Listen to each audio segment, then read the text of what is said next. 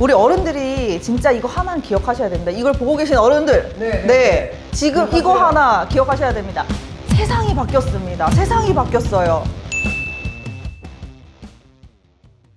얼마 전 한 그림책이 우리나라를 발칵 뒤집었습니다. 50년 전 덴마크에서 출간된 어린이 성교육책 아기는 어떻게 태어날까가 그 주인공인데요. 지난해 여성가족부가 나다움 어린이 책으로 선정해 초등학교 5곳에 전달했습니다. 그런데 이 책의 사파와 내용을 두고 외설적이다, 아이들의 조기 성애화를 부추긴다는 비판이 나온 겁니다. 논란이 커지자 여성가족부는 이 책을 포함한 나다움 어린이 책 10권을 모두 회수하기로 했습니다. 그렇다면 학생들은 학교에서 받은 성교육을 어떻게 생각하고 있을까요? 원래 계속 영상 매체 같은 걸로 교육을 했었는데 강사분이 오셔서 좀 더 잘 설명해 주시고 피임 약이나 기구 같은 거 이름은 기억이 안 나는데 신기한 게 있었던 것 같은데 제가 알기로는 콘돔도 굉장히 종류가 여러 개인 걸로 알고 있는데 이제 여성용 콘돔도 있고 그런데 항상 학교에서 준비해 주시는 것들은 남성용 콘돔이 굉장히 많거든요. 약간 그런 피임 부분에 대해서 뭔가 정확히 알려주는 게 좋지 않을까 싶어요. 청소년 성관계에 대해서 되게 실시하는 분위기라서 피임 자체도 자세히 알려주지 않고 그냥 이론적으로 교과적으로 겉핥기 수준으로 알려주는 식이라서 우리 학생들을 위한 성교육에선 무엇을 어떻게 가르쳐야 할까요? 밀실팀이 학교 밖 성교육 전문가들에게 물었습니다. 약간 좀 남성 위주? 성기를 얻는다는 거의 관점에서는 남성 위주의 섹스에 대해서 이야기했다는 부분들, 그렇다고 막 이게 책이 막 안 될 정도의 그런 논란인가? 라는 것에만큼 저는 좀 의문을 가질 수 있는 것 같아요. 그리고 가장 아쉬웠던 거는 여가부의 이제 대처 태도였었죠. 너무나 빨리 그 논란이 터지자마자 급박하게 막 도망가듯이 회수를 했다는 거. 그동안 이 책을 통해서 아무 논란 없이 강의를 했던 저희 강사들에게는 뭐 어떻게 하라는 건가? 우리가 그동안 어떤 불온 서적을 보여준 건가? 그런 게 아니잖아요. 누구나 읽을 수 있는 이 책을 어떻게 그렇게 만들었지에 대한 속상함이 많았어요. 사실 그 사랑하는 관계 안에서 성관계를 맺는 것이 그 관계를 맺는 것만 이렇게 나오는 것이 아니라 그 이전의 과정들이 있잖아요.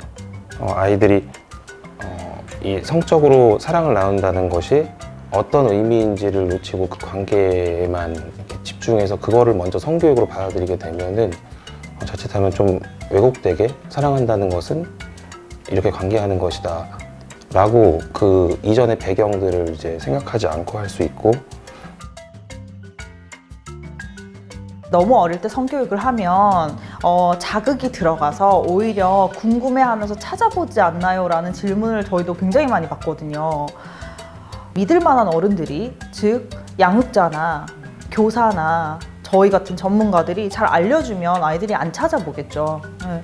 근데 그거는 알려주지 않으면서, 근데 요즘에 어떻습니까? 코로나 때문에 온라인으로 해야 되는 것들이 더 많아지고 있고, 그럼 아이들 컴퓨터나 휴대폰 사용량은 더 많아지는데, 그럼 그 궁금한 걸 어디에서 해소할 것인가?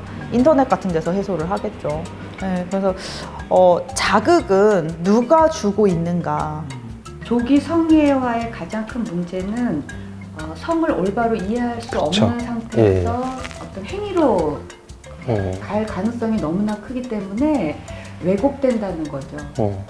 그래서 이 가치관이 제대로 정립되지 않은 상태에서 어떤 그런 그 행위에 몰입하게 만드는 것들이 가속화될 가능성들이 훨씬 더 크죠.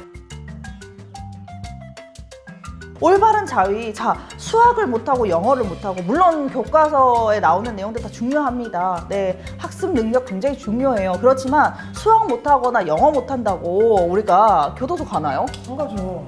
근데 올바른 자위 방법 제대로 안 해서 밖에 나가서 누가 보는데 자위하거나 그러면 어떻게 됩니까? 처벌받아요. 네, 그렇죠. 자, 피임 제대로 안 가르쳐줘가지고 원치 않는 임신해요. 그 친구들은 어떻게 될까요? 원치 않는 임신하면은 인생이 바뀝니다. 계획대로 되는 게 하나도 없어요. 어른이라면 그 친구들을 생각한다면은 최선을 다해서 그 친구들이 알아야 되는 기본 정보들은 정확하게 알려줘야 하는 게 어른들의 의무예요. 성적인 욕구가 올라오기 때문에 우리가 사실 사랑할 수 있는 거거든요.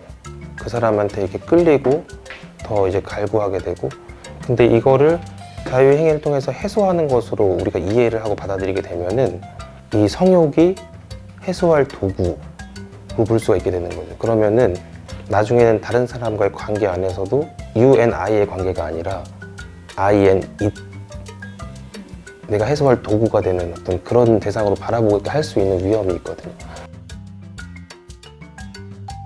아이들이 어린이집 다니기 시작하면은 성교육을 해주셔야 되는데요. 그때는 일상생활에서 자연스럽게 자기 몸을 사랑하는 방법, 그리고 자기 몸처럼 가족들 그리고 친구들의 몸을 사랑하고 존중하는 방법, 그리고 남녀의 차이, 그리고 생물학적 차이는 있지만 우리 능력의 차이라던가 생각의 차이는 없다라는 거, 그런 것들을 가르쳐줘야 하고요. 초등학교 고학년이 되면 자기 몸이 변하는 것에 대해서, 특히나 아이들의 몸이 변화가 일어나기 전에 미리 알려주고 아이들이 그것에 대해서 당황하거나 부정적으로 생각하지 않도록 알려주는 거 굉장히 중요하고요.